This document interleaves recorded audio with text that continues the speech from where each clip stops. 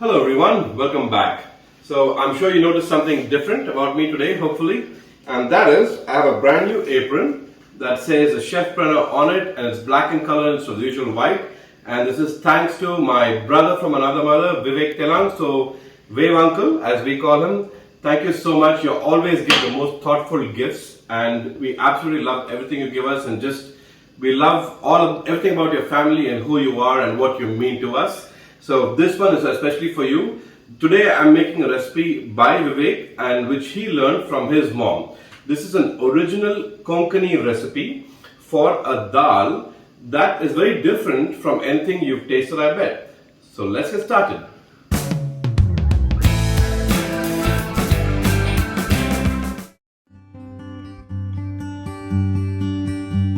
The first step to this wonderfully flavorful Konkani dal is we have some Masoor Dal over here. Okay, this is Masoor with the skin on.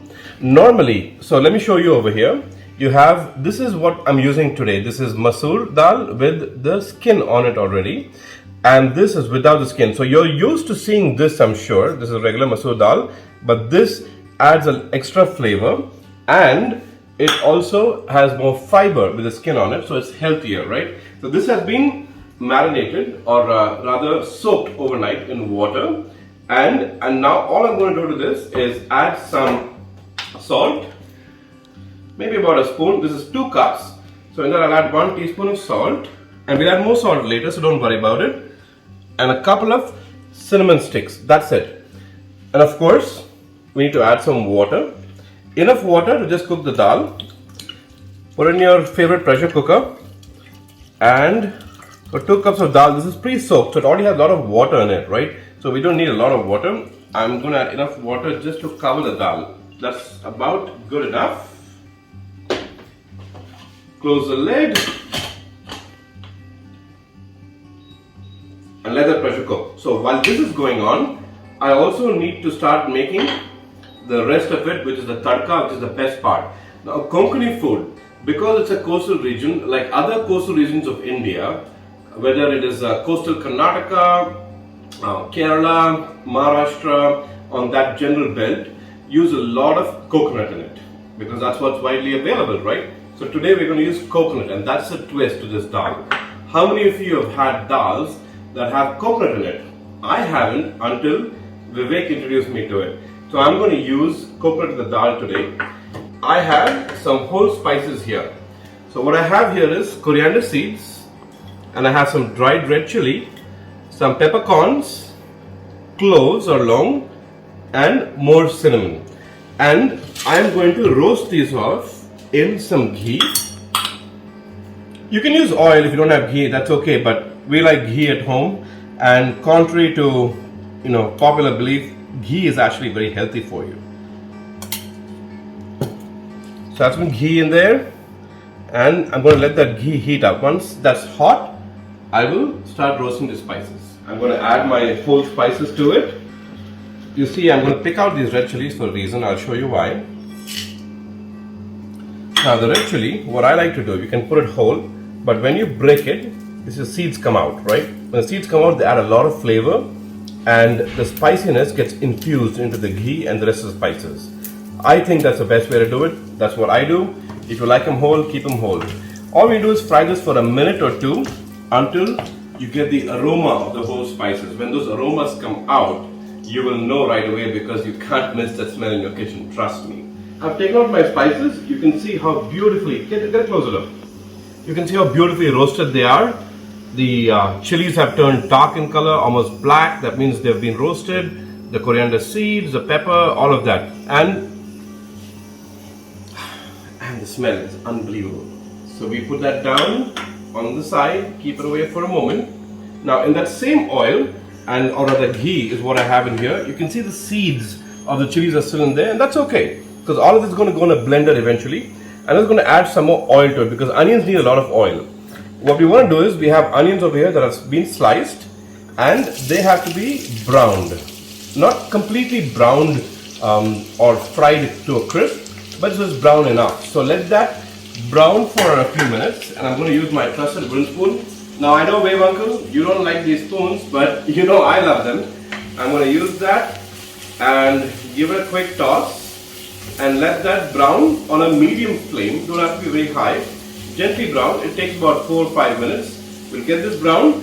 As you can see, I have browned my onions. That's brown enough because we're going to put that in the grinder. In the meantime, my dal also is done. Okay, I have turned that off. That's about 3 whistles. That should be good. 3 to 4 whistles max. You don't need more than that. Now my oil is still hot over here. I left whatever was there from the onions. I have that here, and that should be enough to roast our coconut, which is the key and very different ingredient in Konkani cuisine, which I'm sure you haven't had dal with coconut before, right? This is very different. So we're going to roast this for a couple of minutes till we get that nice roasted aroma from the coconut and it starts releasing its oils. The last thing I'm going to do, and this is more for a little garnish on top, we're going to take some finely chopped onions and roast them off. Now these have to be nice and brown. So let me give it a quick toss. Let that brown.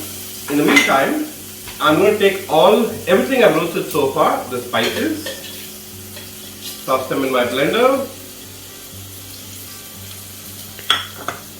the sliced onions and the coconut also goes in the blender, and you just add a small quantity, maybe 1.5 teaspoons worth, like a gooseberry size tamarind to that, and we're going to blend this all to this nice fine paste. So to this you're going to have to add some water. Just add a little at a time till you get a smooth paste out of this.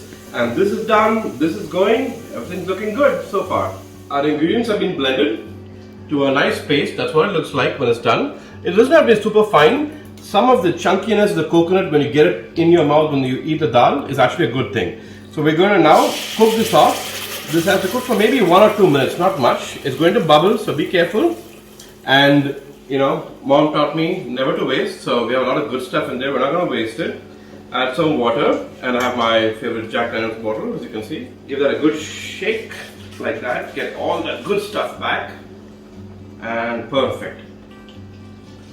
So let this cook for a minute or 2, and once this is nice and bubbling, and all ingredients have come together, we're going to add our dal.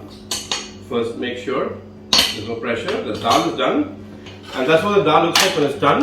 There's barely any water left, so we may have to add more water to this, but that's no problem. This was right amount of water to cook the dal. It's perfectly done, as you can see. Alright, so we'll let this boil. We'll put this in here. Alright, as you can see, I have added my dal to my roasted spice paste. And this has to cook together to blend in for at least 10 to 15 minutes. And in the end, you can see I've also fried off my onions. These are nice and deep brown, unlike the onions I fried earlier, and that's on purpose because this is going to go as a garnish or tadka on top along with some fresh dhania. This dal has now been cooking for 15 minutes. All the ingredients have nicely infused together. I'll remove my lid. That looks beautiful and smells even better. The last couple of steps, and here's the key, we're going to add some jaggery, not too much, maybe this is about 1/2 to 3/4 teaspoon of jaggery. And that is just to cut through any spices that are in there and adds a bit of flavor as well. And jaggery is good for health, no doubt. And I'm also going to add a bit more salt. This is to taste. I added 1 teaspoon earlier, if you remember. So this is just maybe about another flat teaspoon. Beautiful. My dal is now pretty much done and ready.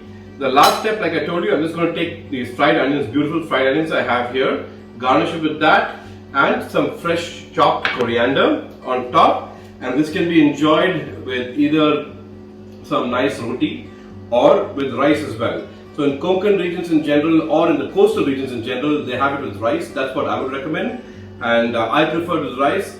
I hope you've enjoyed this authentic Konkani recipe by Vivek Telang, more importantly by his mom, and do let me know what you think. I'll see you next time.